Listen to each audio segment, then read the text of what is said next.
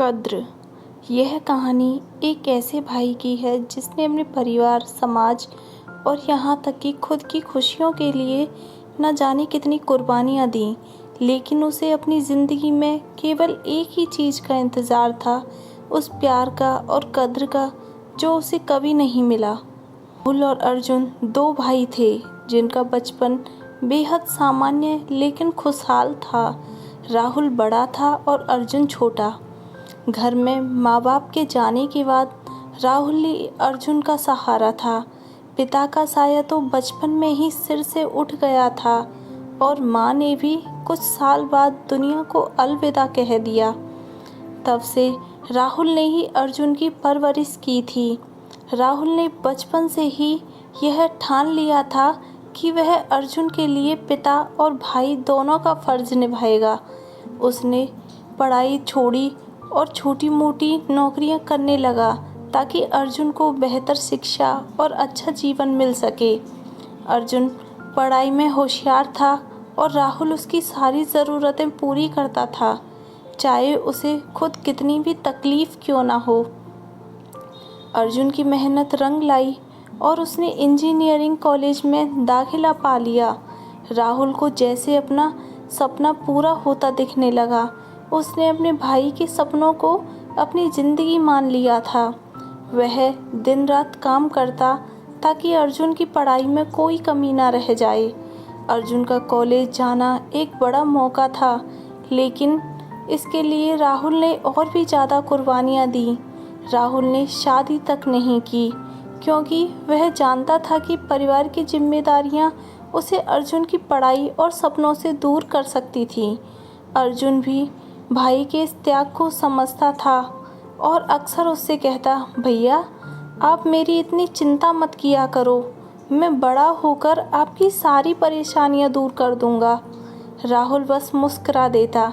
उसे अर्जुन से किसी चीज़ की चाहत नहीं थी, बस उसका प्यार और भाई के प्रति कद्र।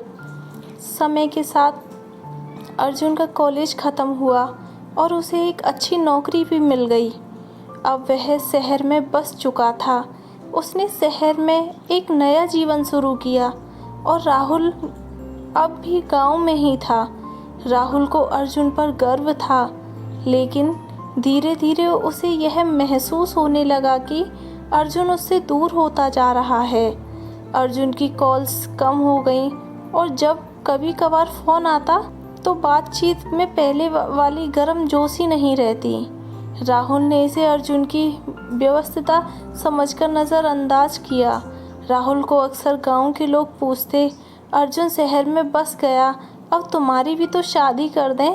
लेकिन राहुल हमेशा टाल देता, कहता अर्जुन अभी नई नौकरी में है, फिर जब समय आएगा वो सब भी हो जाएगा। समय बीतता गया और अर्जुन अब शहर में पूरी तरह से रच बस गया। उसकी नई दोस्ती और नए लोग उसकी दुनिया बन चुके थे। उसने शहर की एक लड़की नंदनी से भी प्यार कर लिया था और वे शादी करने का फैसला कर चुके थे। अर्जुन ने राहुल को इस बारे में तब बताया जब शादी की तारीख तय हो चुकी थी। राहुल को खुशी भी हुई, लेकिन एक ठेस भी उठी कि अर्जुन ने इतनी बड़ी बात उससे पहले क्यों नहीं कही। लेकिन उसने यह सोचकर सब दबा लिया कि शायद अर्जुन की ज़िंदगी में सब कुछ जल्दी जल्दी हो गया होगा। राहुल शादी की तैयारियों में जुट गया।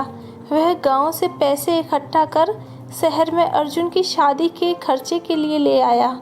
लेकिन शहर में आकर उसे महसूस हुआ कि अर्जुन अब पहले जैसा अर्जुन नहीं रहा। अर्जुन ने राहुल से कह दिया, भैया शहर में थोड़े अलग रीति रिवाज होते हैं, आप बस शादी में मेहमान की तरह आइए, बाकी सब मैं संभाल लूँगा। राहुल के लिए यह सुनना किसी चोट से कम नहीं था। जिस भाई के लिए उसने पूरी ज़िंदगी कुर्बान कर दी, आज वही उसे पराया महसूस करा रहा था। राहुल ने फिर भी अपनी भावनाएं छिपाकर सब कुछ सहन किया और शादी के दिन मेहमान की तरह ही आया। शादी के बाद अर्जुन की ज़िंदगी बदल गई। वह अब अपनी पत्नी के साथ व्यस्त रहने लगा।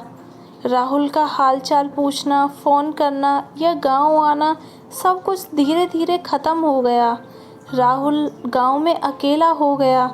गांव वालों से बात करते हुए उसे अब अर्जुन की बातें करते हुए शर्म महसूस होने लगी थी, क्योंकि अब ना तो अर्जुन फ़ोन करता था, ना ही उसे किसी चीज़ की चिंता थी। एक दिन राहुल ने हिम्मत कर अर्जुन को फ़ोन किया और पूछा, कैसे हो अर्जुन? सब ठीक है ना? बहुत दिनों से तुमने फ़ोन भी नहीं किया।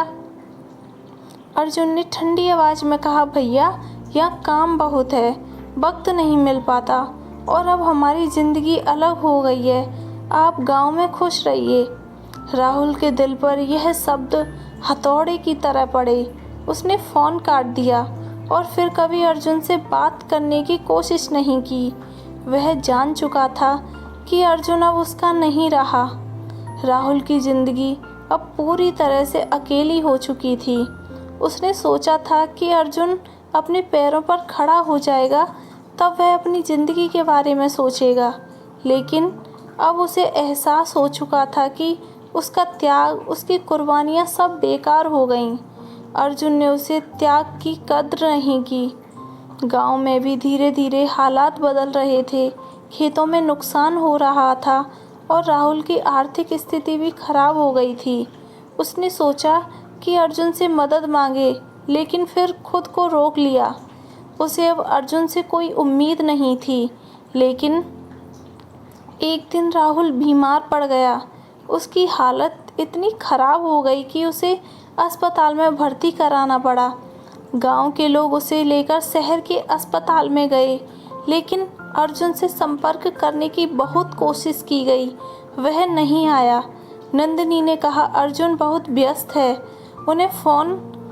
उन्हें काम से फुर्सत नहीं मिल पा रही। राहुल की हालत बिगड़ती गई और उसने अस्पताल के बिस्तर पर ही दम तोड़ दिया। उस समय भी अर्जुन वहाँ नहीं था।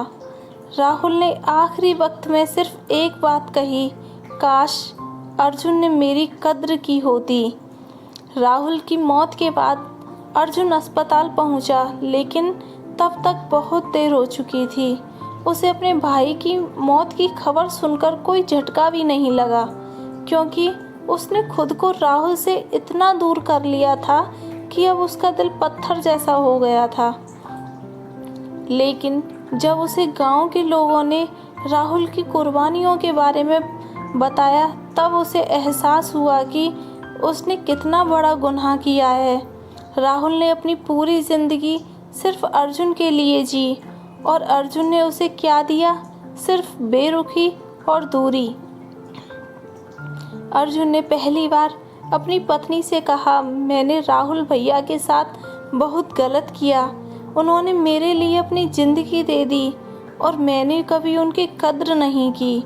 नंदिनी ने अर्जुन को समझाया, लेकिन अर्जुन अब खुद को माफ़ नहीं कर पा रहा था। वह गांव वापस लौट आया, लेकिन तब तक बहुत देर हो चुकी थी।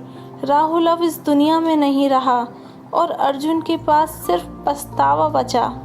अर्जुन ने राहुल की याद में गांव में एक स्कूल खुलवाया, ताकि लोग उसकी कुर्बानियों को कभी ना भूलें।